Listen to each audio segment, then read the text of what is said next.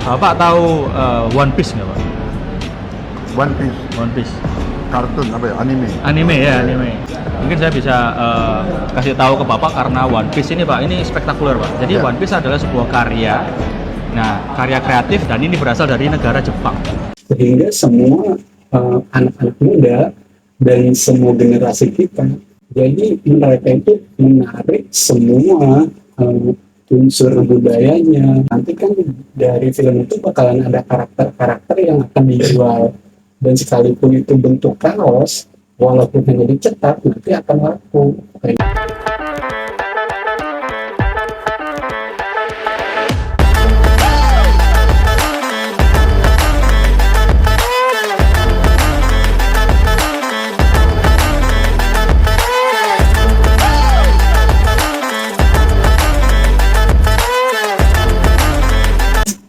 Ini temanya perjuangan ya. Itu memang negeri ini ya, perjuangan masih dalam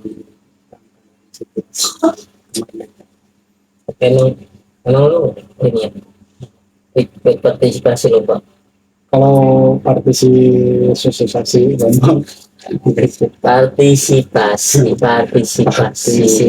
lomba iya itu dalam perjuangan harusnya menghargai para karena perempuan. gue ngerasanya ini gue pribadi belum merdeka Jadi dari percintaan.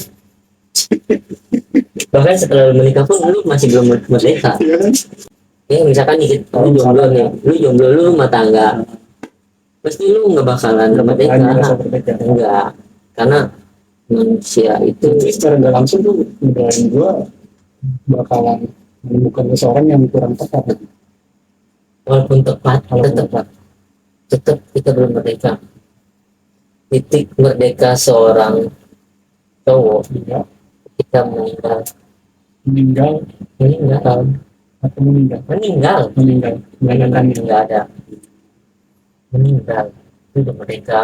itu kayak Iya kan udah selesai aja hidup. udah selesai kan merdeka. Dan merdeka udah selesai. Karena setelah lu menikah lu masih tetap memperjuangkan memperjuangkan berjuang. Benar juga sih ya, kalau kita sudah ngerasa merdeka di dalam hubungan ataupun rumah tangga, gimana kebahagiaan itu akan kita dapat. Dia Bullshit sih buat gua. Orang kayak dia itu cuma merdeka dalam status yang status dia punya istri ya kan, sebagai suami. Tapi peran dia untuk berjuang tuh masih terus karena kalau dia ngerasa udah merdeka, udah los aja. ya udah ngapain lagi. Iya, Terus gimana caranya dia buat ngebahagiain istrinya, buat ngebahagiain anaknya kalau dia punya anak? Kayaknya udah nggak ada sesuatu yang harus dia korbankan, kayak udah hidupnya sendiri aja gitu. iya. Coba kalau dia udah ngerasa, kalau dia masih ngerasa, oh, gue harus masih berjuang karena gue ngerasa belum merdeka. Itu kan sesuatu hal yang menjadi menjadi motor atau dorongan dia atau buat membahagiakan rumah tangga kecil gitu. Namanya kayak ini Indonesia merdeka Hmm. 1945. Indonesia cuma merdeka dari penjajahan doang, tapi Indonesia ini belum merdeka dalam kesejahteraan rakyatnya, ya kan? Karena setelah merdeka ya kita nggak bangga,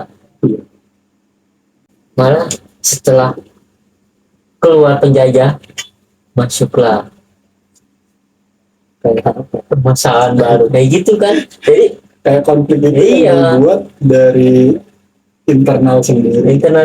itu yang lebih berat malah dibanding kayak faktor kita dijajah sama eksternal gitu. Negara-negara lain contoh kayak sekarang lagi memperkuat Rusia sama Ukraina gitu. Terus gue pernah lihat sih yang siapa ya, komik atau apa itu, si sekat itu siapa sih namanya, yang matanya agresif itu. Dia kan ketemu sama Prabowo Subianto. Dia menyuarakan isi hatinya, mungkin ke saya lah gitu. Jadi ke Prabowo dia mengungkapin bahwasannya kita ini sebenarnya masih dijajah, Pak. Tapi mereka pintar terutama dari negara Jepang. Mereka itu menjajah semua dari film, salah satunya anime. Pak, Bapak tahu One Piece nggak Pak? One Piece, One Piece. kartun apa ya, anime. Anime ya, anime. Ya tapi saya nggak terlalu mengikuti. Pak Prabowo tahu One Piece. Jadi nggak terlalu mengikuti. Ya, itu tadi saya menanyakan One Piece kan Pak. Mungkin saya bisa kasih tahu ke Bapak karena One Piece ini Pak, ini spektakuler Pak. Jadi Ya. One Piece adalah sebuah karya. Nah, karya kreatif dan ini berasal dari negara Jepang. Jadi anime itu dari Jepang. Nah, Ada nggak anak-anak Indonesia yang bisa bikin kayak begitu? banyak Pak. Begitu? Banyak, tapi kita selama ini tuh hanya menjadi tukang Pak. Tukang dalam artian sumber daya manusia kita banyak, tapi kita tidak bisa membuat IP-nya sendiri, intellectual property-nya sendiri, sehingga kita hanya menjadi tukang Pak. Mungkin di obrolan kali ini saya tuh ingin memberitahu Bapak bahwa Jepang itu punya strategi budaya yang sangatlah fantastis. Tadi kan saya juga bertanya ke jenengan kalau misalnya di dalam Kementerian Pertahanan itu kan apakah kita hanya bertahan Pak? Kan kita offense juga bisa Pak ya? Kita offense Hah? dalam rangka Pengamanan negara.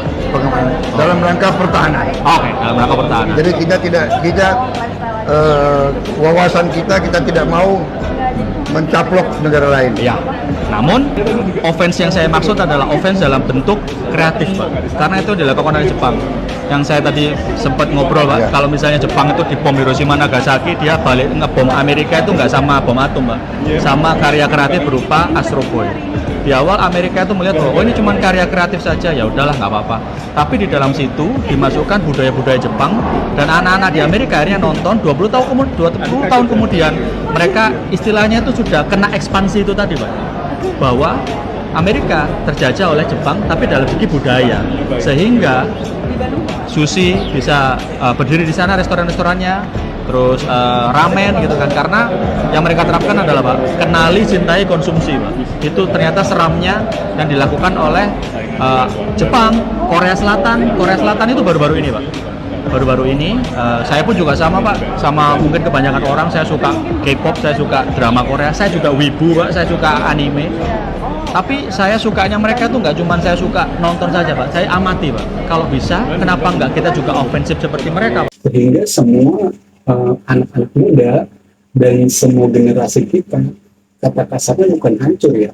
Jadi mereka itu menarik semua unsur budayanya, unsur kayak semacam, nanti kan dari film itu bakalan ada karakter-karakter yang akan dijual, dan sekalipun itu bentuk kaos, walaupun hanya dicetak nanti akan laku kayak gitu. Oh iya gue tahu itu yang bercerita di akun One Piece Iya. yang Prabowo ini bercerita kayak ada kan? iya, yang Prabowo ini bilang kayak anak muda kita, anak bangsa kita bisa nggak kayak gitu kan ya. Iya. Bisa Pak, cuman pemerintah kita nggak pernah mendukung kayak Nah. gitu. Indonesia belum merdeka karena sekarang secara logika, secara yang gitunya yang kita relate aja, yang relate. Ini kesalahan. Iya, yang keseharian kita, yang kita banyak kita lihat enggak di dunia media sosial atau dunia yang lain kayak gitu. Secara perlahan sekarang itu kita itu dijajah secara moral, Ya itu dia. secara moral, lebih tepat secara moral kayak negara-negara lain mainnya malah sekarang tuh penjajahan ini mainnya semakin halus menurut gua, Oh, iya. ya kan? Kayak semakin halus, kayak dirusak dari moral, dari semuanya lah, dari aspek-aspek segi dalamnya kayak gitu. Dan cara masuknya mereka itu halus dari Iya. film. dari pokoknya banyak ya, lebih banyak ke film sama lama kelamaan juga kayaknya kayak budaya di kita pun makin tergerus gitu. Udah ya udah deh, kayak kita sekarang, kita dulu kita sering namanya kayak kalau di perkampungan itu kan dulu itu sering ada namanya, kalau dulu kan namanya banyak sawah di kampung kita ya kan, suka ada pesta panen, dia kan kayak setiap lurah ini ngadain kayak film layar tancap kayak gitu. Lagi zaman Iya. masih ada lapangan. Iya. Terus kalau 17-an itu dulu sering rame main bola, ya kan kompetisi yang lain kayak gitu. Gua pribadi pun bingung menempatkan diri kita ini sebagai warga negara yang seperti apa gitu kan. Sedangkan gua kayak lihat anak-anak kecil sekarang nih, kalau misalkan kayak di jalan tuh kayak udah tidak ada anak kecil yang bermain di porsinya, malah dia bermain di porsi anak-anak dewasa kayak main gadget ya kan. Terus kayak nyanyi-nyanyi pun sekarang percintaan.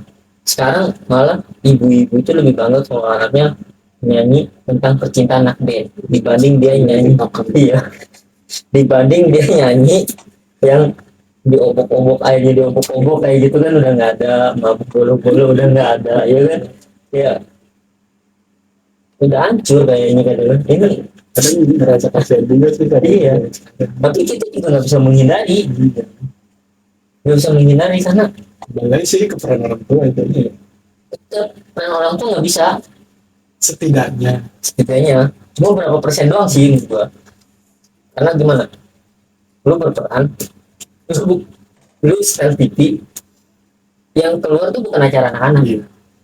tapi yang keluar acara-acara dewasa semua kayak gitu. Mungkin peran orang tua itu gimana, nggak bisa kayaknya, karena udah terikat dari segi global kayak gini. Apalagi media itu paling cepat bicara pertama kan nggak ada tontonan.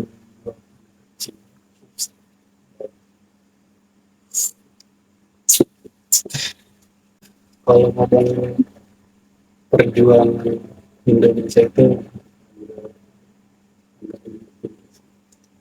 Kampungnya sih enggak tapi kalau ngobrolin perjuangan masalah percintaan berjuang itu juga enggak sih menurut gua. tapi sekarang gua kayak berpikir ketika gua menjalin hubungan, gua menganggap itu bukan suatu perjuangan sih. Karena ketika lu menganggap itu sebuah perjuangan, ketika perjuangan tidak ada hari ini, lu sakit hati sendiri bro. Karena ekspektasi lu berjuang kan ikhlas. sekarang. Sekarang Kalau kalau dulu ya kalau flashback gimana nih? kalau flashback ya Lu pernah ngerasain sesayang dan secinta itu nggak sama satu cewek, terus lu mati-matian buat berjuang dapetin dia? udah sering, gue malah sering kalau gue kadang sering sabar jadi orang ketiga menunggu dia putus lalu dia balik lagi ke Itu perjuangan terhebat lu. dia. Menurut gue itu sih. Boleh diceritain awal mulanya Iya awalnya kayak pertama kali lu lihat dia lah. iya kan pertama kali kayak gue bertemu di satu yayasan mau ngelamar kerja. Dia sama gue ini beda divisi. Beda divisi. Beda, dia mau ngelamar ke misalkan ke A, gue ke B gitu kan ya. Tapi gue di satu yayasan yang sama, akhirnya kayak sebenarnya punya nomornya ini temen gue satunya, dan akhirnya dia kayak kakak gini gitu kan, sering ngobrol kayak gitu. Terus dia lama-lama Sebelum ngobrol sama lu tuh. iya Jadi dia ngobrol sama sama temen gue ya kayak gitu ternyata bina sama dia kayak gitu. Terus kata temen cantikan yang ini katanya gitu kan. Oh, dia ngasih pilihan Iya. lain. Enggak, gue mau yang ini aja kata gitu. Tapi lu ngerasa nggak, sorry nih gue potong, lu ngerasa nggak si dia ngasih pilihan ini karena dia suka sama? Enggak sih, enggak, karena emang gue tahu temen gue yang ini satunya. Gue kan empat orang, dia berdua temennya, dan gue pun berdua sama temen gue kayak gitu. Dan kita coba ngelamar di yayasan lain barengan tuh di Masih bareng. hari udah 3 pertemuan. Nah gue di satu yayasan gitu, baru dari situ. Nah dia ngehubungin gue kan, dia punya nomor gue pernah kontak sekali. Dia ngehubungin gue kayak, lalu di telepon lah ada dia kita pihak yayasan ini kayak gitu kan. Sama cewek yang suka. Iya. Terus kata gue enggak, iya gue telepon nih kayak gitu. Anjir minta duit kayak gitu. Suruh bayar ya? Iya. Ini gimana? Enggak, mungkin tapi kena tipu gitu kan kayak gitu. Ya, saya terus sudah kayak gitu. Ya udah gue dapet kerja di tempat lain, dia dapet kerja yang tempat lain, temen gue. Berarti udah masing-masing. Iya, udah masing-masing, tapi bukan melalui yayasan. Nah setelah itu udah gue chatting, bayangin gue daftar 1 tahun. Sebenarnya gue 1 tahun itu sebenarnya gue bukan ini sih, gue dapet lagi sama cewek juga tempat kerjaan gue deket. Berarti lu lost contact tuh sama yang enggak, masih tetap kontak kan kontekan terus lu deket lagi sama sama cewek. Cuman emang gue cuma bukan deket sih, gue juga nggak ada harapan buat ini sih, jalin hubungan, kayak cuma deket doang. Tapi kayak kita tuh sering jalan kayak gitu. Karena gue mikirnya gini, di titik gue udah capek nih, kayak anjir gue udah sabar banget gitu kan, kayak anjir gue udah sabar banget gitu, malam minggu gue kesepian anjir gitu kan, dia jalan gitu, bikin apa apa nonton kayak gitu, nanti sisa film nonton sama gue kayak gitu. Lama kelamaan jenuh kan, dia nggak rela gue deket sama cewek lain, tapi dia nggak jalin hubungan sama si cowok dia. berarti dia udah punya cowok. Udah, dia udah jalin hubungan kata dia hampir 2 tahun, dan 3 tahun deh. Dan akhirnya gue kayak gini, gue ini ya udah sekarang ya, lu aja sama cowok lu kayak gitu. Kenapa gue nggak bisa sama yang lain kayak gitu? Kayak gitu sama gue. Emang gue cemburu lu sama ini gini gue cerita tuh. Ya udah sekarang gini, kalau lu yang mau sama gue ya udah tinggalin cowok lu gitu. Gue pernah gitu. Dia kasih pilihan Iya. Gue juga bakal tinggalin cewek yang ini, gue gituin. Karena emang karena lu udah tahu dia sayang sama lu, dia sayang sama dia. nah si cewek yang ini juga sayang juga sama gua kayak gitu anjir ya. Terus yang cewek ini berani nih ngelabrak si cewek yang dekat sama gua. Terus udah kita cerita udah, dia bingung kan, pusing dapat 3 hari atau 4 hari dia pernah putus bro. Gokil kata gua. Putusnya dia putusin apa bukan? Dia putusin si cowok yang itu, serius dia putusin. Dan si cowok itu juga kata dia sih dia juga hobi main futsal juga, dan si cowok itu pernah sparring sama tim kita, tapi dulu banget waktu tim kita masih on fire. Berarti masih limit. Masih tapi dia di luar limit yang tim kita yang ini. Oh, Nah, pas gue tahu anjir ini cowoknya, gue kayak pernah nih kata dia cerita kata dia gini kan, pernah gue bawa main futsal kan satu kayak gitu. Tahu nggak, setelah dia putus sama gue, kita nggak langsung pacaran cok. Gue nggak langsung dianggap gitu, gue nunggu lagi. lu waktu itu belum langsung pacaran. Udah pacaran Udah pacaran. tapi dia belum nge-publish gue. Oh, berarti lu Nunggu lagi cok, nunggu lagi. 1 tahun gue baru publish. Kasarnya mungkin nunggu dianggap lah buat Iya publish itu kan. iya kayak gitu, kayak itu nunggu lagi, gue sabar lagi 1 tahun. Oke. Tahan 2 tahun. Nah 3 tahun berapa? Gue 3 tahun udah anggap 3 tahun deh. 3 tahun. Berubah dia. Berubah. Ya udah. Dia mau bilang. Terus dia kayak, gue bilang gue udah berjuang gini kayak gitu kan. Ya karena yang lebih kayak nanti kalau kita udah punya pikiran, kita udah berjuang banyak. Kayak gue tuh kayak pernah nganterin kampus dia di daerah Tiga Raksa. Bayangin dari Tiga Raksa kabupaten ke Tangerang Selatan kampus kan pulang. Gue bayangin gue PP, keadaan gue belum tidur kan, gue kerja itu masih, gue kan Sabtu Minggu libur, tapi kalau gue lagi shift malam tuh kan tetap, kalau malam Sabtu itu masih hitungannya Jumat kan. Iya. Gue pulang jam 4 atau jam 5 subuh, pulang ke rumah karena gue nggak tidur. Jam 6 gue jemput dia, gue nganterin ke kampus dia. Tiga Raksa dari Dia gue langsung ke pengulang, dan gue selalu diledekin sama gue, anjir bucin banget lu kayak gitu. Katanya emang gue juga pakai motor dia. punya lu modal Iya, sadar. berat badan sih, berat capeknya gitu. Tapi kayak ya karena motor gua kan masih drag gitu, masih mainstream lah, gua masih hobi drag kayak gitu lah, modif lah. Iya. Tapi itu sih perjuangan gua yang kayak benar-benar kode kayak gitu. Terus tarik napas langsung lu Goblok ada. Gitu sih. tetap kata kasarnya Ada goblok. Kayak gitu anjir.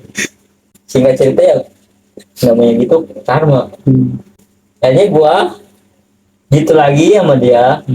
Dia masih cewek yang sama. iya, dia ada cowok yang suka sama dia satu kerjaan, setiap jalan, bayangin cewek lu kalau jalan sama lu selalu menceritakan cowok teman kerjanya, selalu bercerita itu terus. Gue selalu bilang, ya, dia suka sama lu, gue gituin.